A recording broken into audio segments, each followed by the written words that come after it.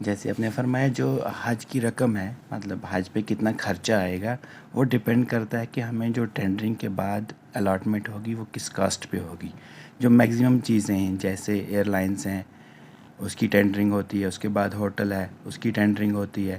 جو باقی چھوٹی چھوٹی چیزیں ہیں جیسے ڈیلی کا واٹر سپلائی، وہاں پہ بیڈ شیٹ وغیرہ چینج کرنا، صفائی کرنا کمروں میں، وہ جی چیزیں ہیں سب کی ٹینڈرنگ ہوتی ہے. اس کے بعد ڈیسائیڈ ہوتا ہے کہ پورا اماؤنٹ کتنا بنے گا. جو ہماری رقم جو لاسٹ ایئر تھی 3,95,000 قربانی کو چھوڑ کے، تو اس میں میگزیمم پورشن جو تھا وہ ایئر لائنس پہ خرچہ تھا. ایئر فلائٹ کا 1,67,000 تقریباً جو خرچہ ہوا وہ ایئر لائنس پہ ہوا. تو اس کے علاوہ دوسرا بڑا خرچہ جو ہوتا ہے ہمارا وہ ہوتا ہے مکتب فی پہ. وہ ڈیپینڈ کرتا ہے کہ سعودی گورنمنٹ کتنی مکتب فی رکھے گی کسی سال کے لیے.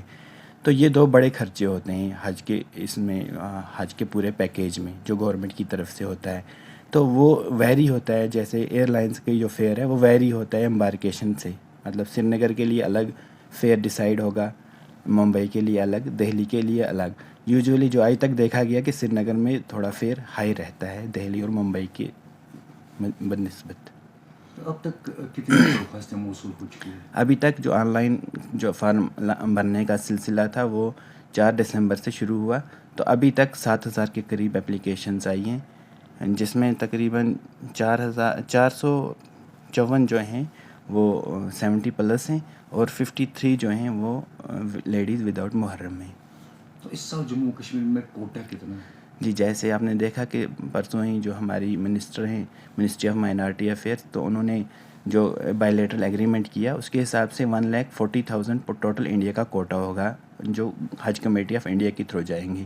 تو اس میں سے ہمیں پاپولیشن جو ہماری 6% مسلم پاپولیشن ہے JNK کی، انڈیا کی پاپولیشن کا 6% جو ہے وہ JNK میں رہتا ہے. اس حساب سے تقریباً ہمیں 9,000 کے قریب اپنا کوٹا ملتا ہے. اور اس کے علاوہ اسپیشل پیکیج ہوتا ہے JNK کے لیے، 2,000 ایڈیشنل ملتی ہیں ان کو، جو باقی اسٹیٹس کا جو کوٹا ایکسٹرا ہو جاتا ہے، جو کوٹا لیس جن کا کوٹا پورا نہیں ہوتا، وہ 2,000 سیٹیں ہمیں ایکسٹرا ملتی ہیں پچھلے 12 سال سے. تو ہمارا کوٹا تقریباً 11,300 یا 400 کے قریب رہتا ہے. تو اس سال انتظامات کیسے رہیں گے؟ امید ہے کیونکہ بائی لیٹرل ایگریمنٹ وقت پہ ہوا تو بلڈنگیں بھی انشاءاللہ وقت پہ سلیکٹ ہوں گی. امید ہے کہ اس سال اچھا انتظام ہوگا. کیا سر کسی حاجی نے محرم کے بغیر درخواست جمع کرائی؟ جی جیسے آپ جانتے ہیں جو پچھلی پالیسی تھی 2018 سے، تب سے جو لیڈیز وداؤٹ محرم جا رہی ہیں اس کے لیے کرائیٹیریا ہے کہ 45 پلس ہونی چاہیے اور ان کا جو مسلک ہے وہ ایلو کرنا چاہیے اور ان کو محرم کوئی نہیں ہونا چاہیے فیملی میں. تو اس میں ہمیں اس سال 52 اپلیکیشنز ابھی تک آئی ہیں.